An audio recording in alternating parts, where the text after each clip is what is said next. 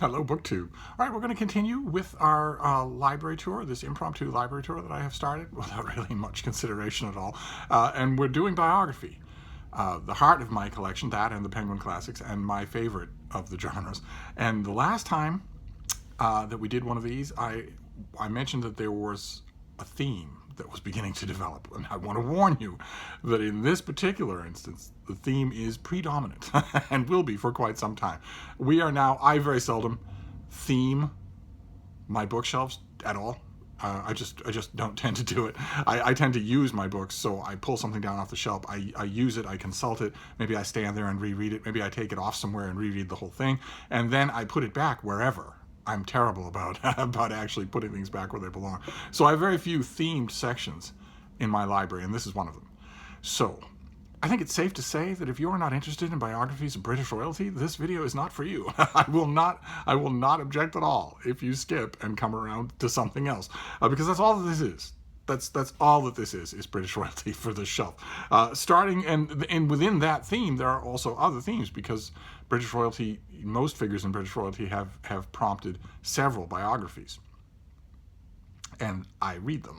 And often I see things about them that are good enough for me to want to keep, even though there are multiple biographies of the same person.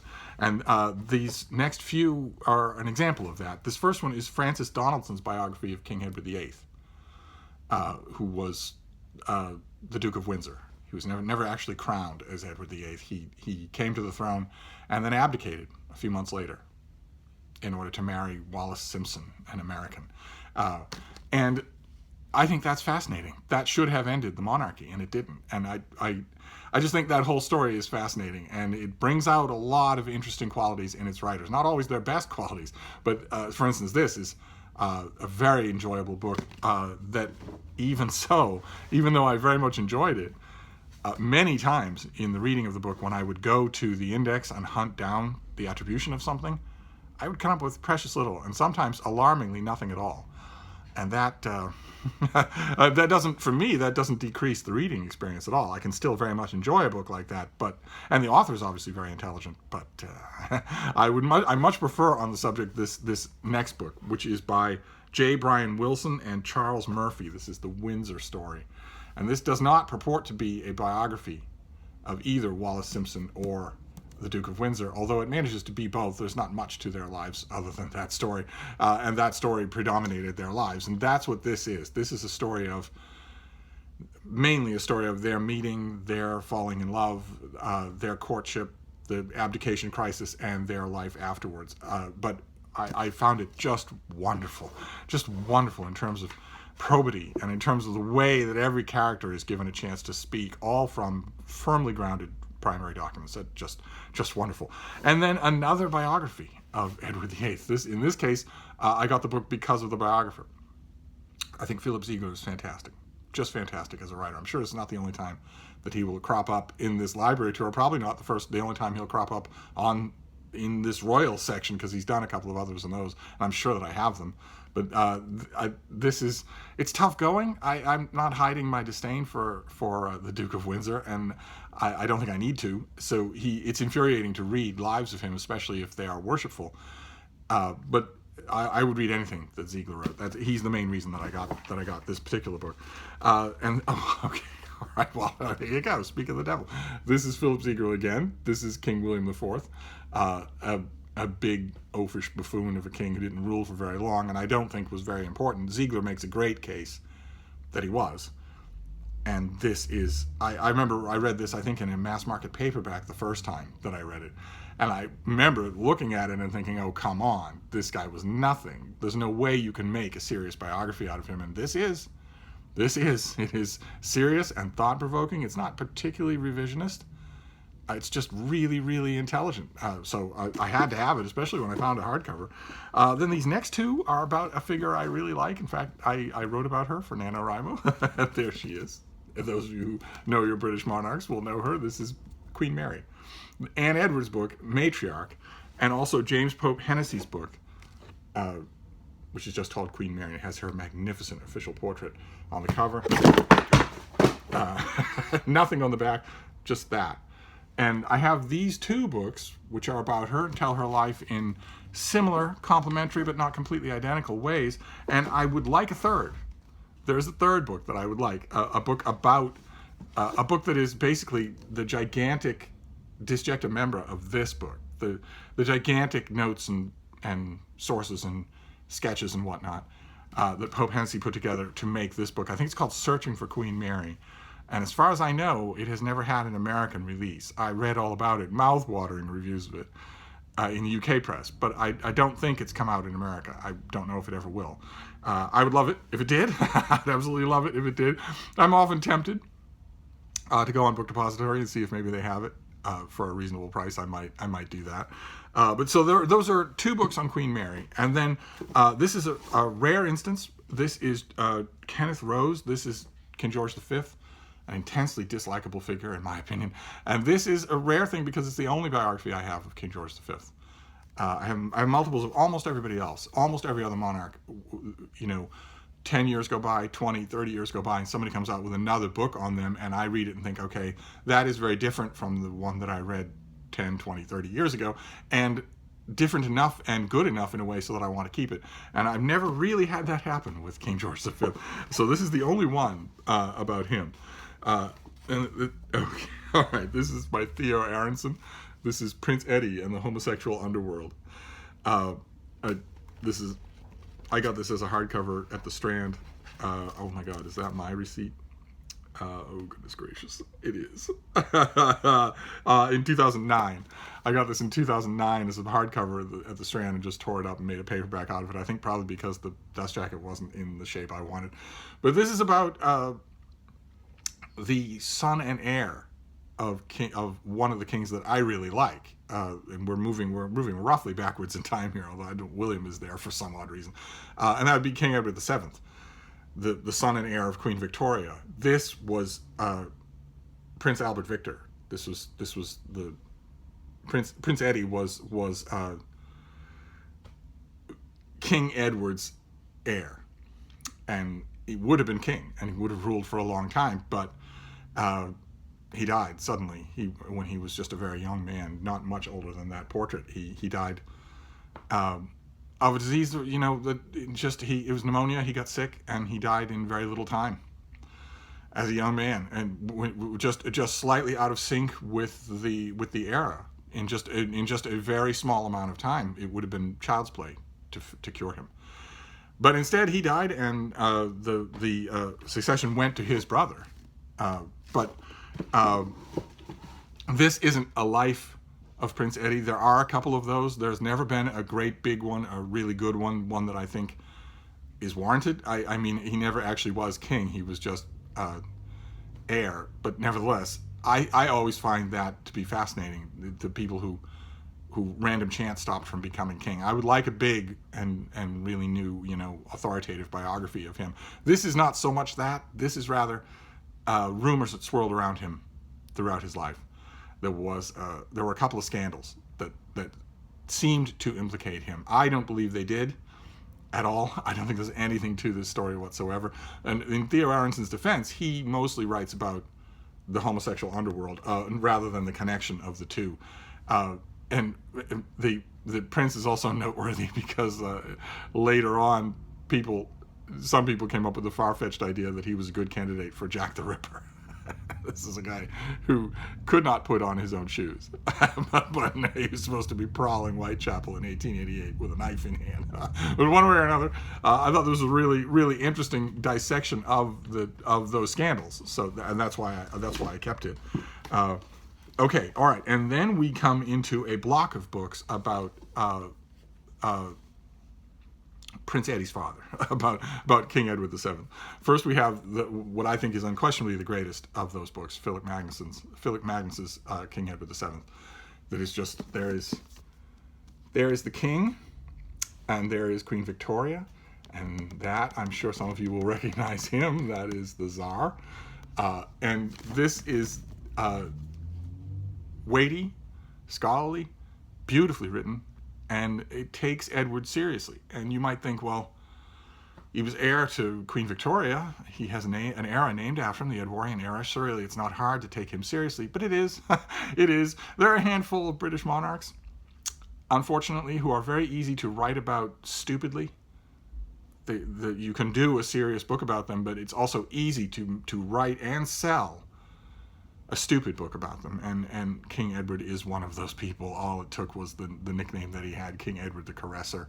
That's all it took. There was actually a biography just recently that was called that. And when you see something like that, you know it's going to be all about women and the philandering and the pomp and the frippery and the long misdeeds. He spent a long time as Prince of Wales before he became king, and a lot of that is silly. He had scandals of his own, and it's easy to see. It's very depressing, but it's easy to see. You can spot a mile off when a book about him is going to be any good, and especially when it's going to be dumb.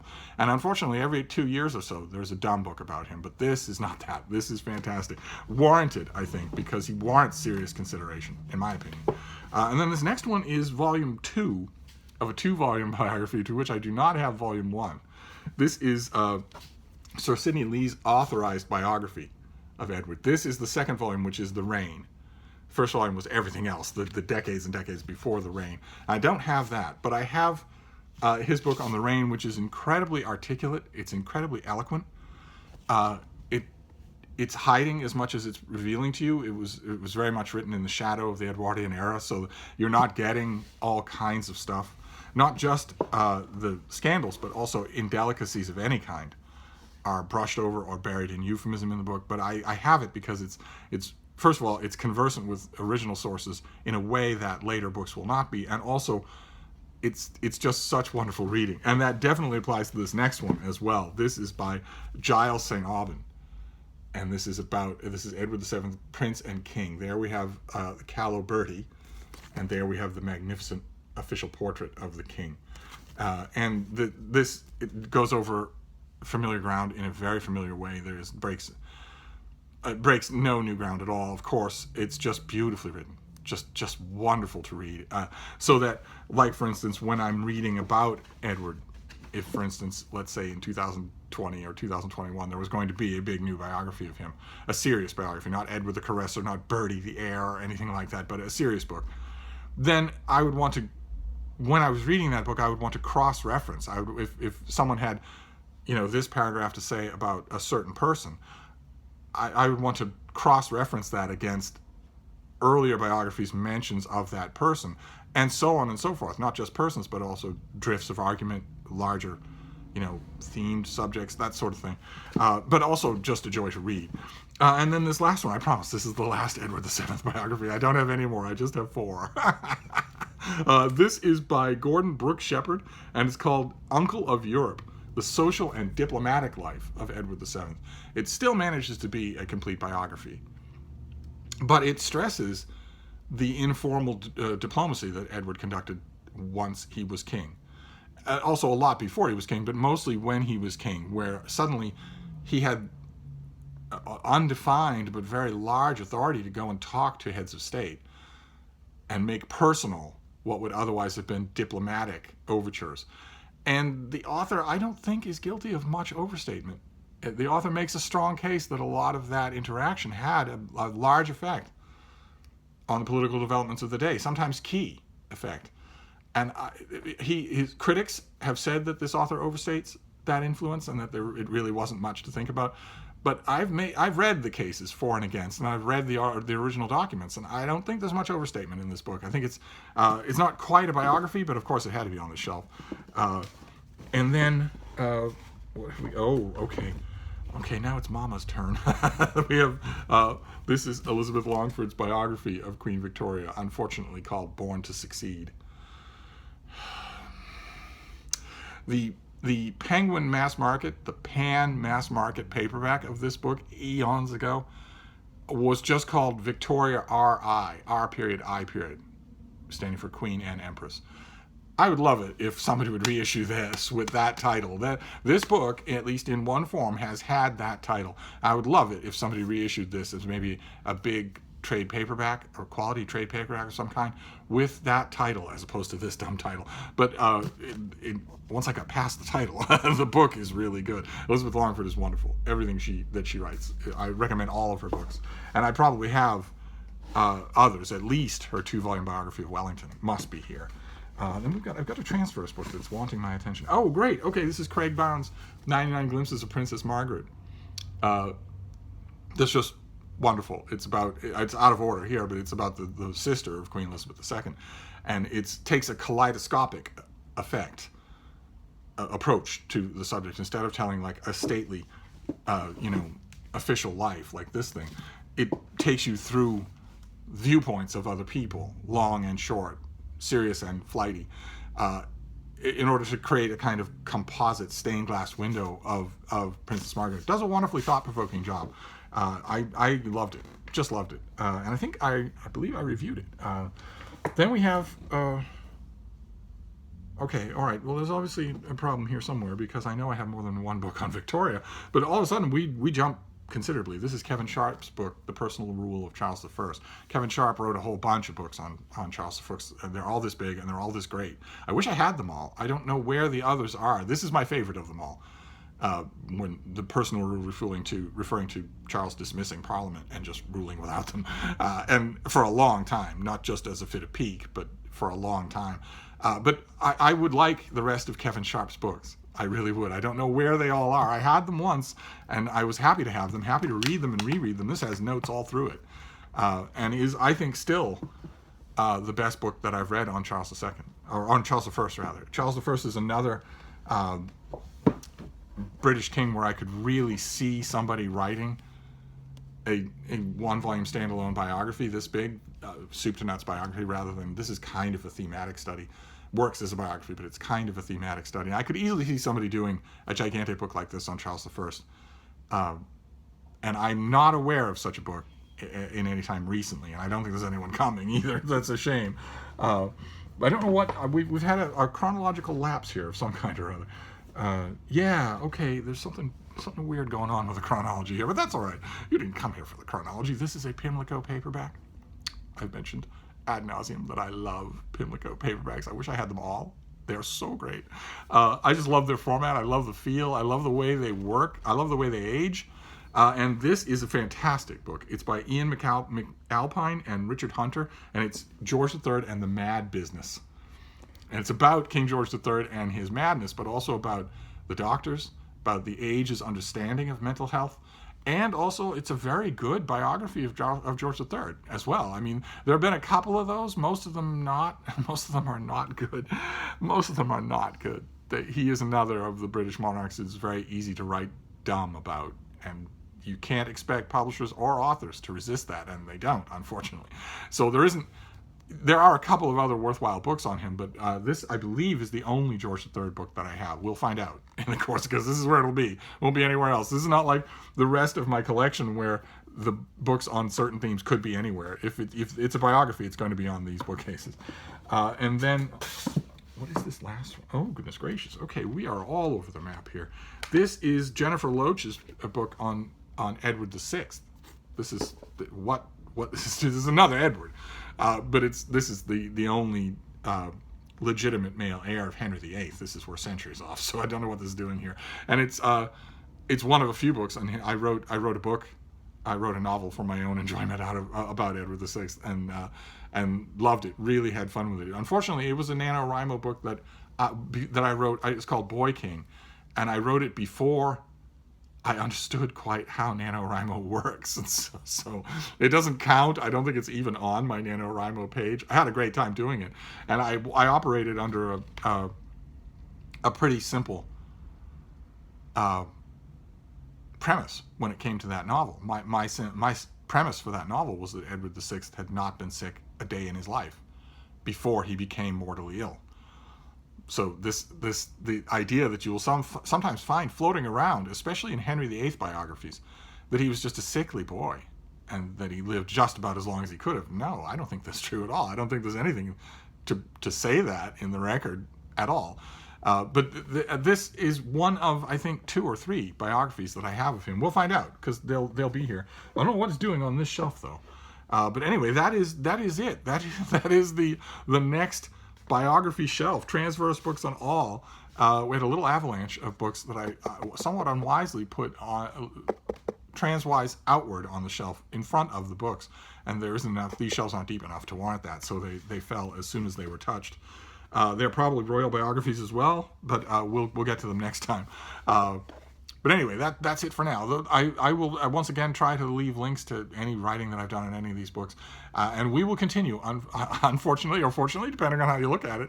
We have lots more British royalty to go. So brace yourself for that. But not today. Today we have lots of other bookish stuff to talk about. So I will stop for now, but I will be back. Thank you, BookTube.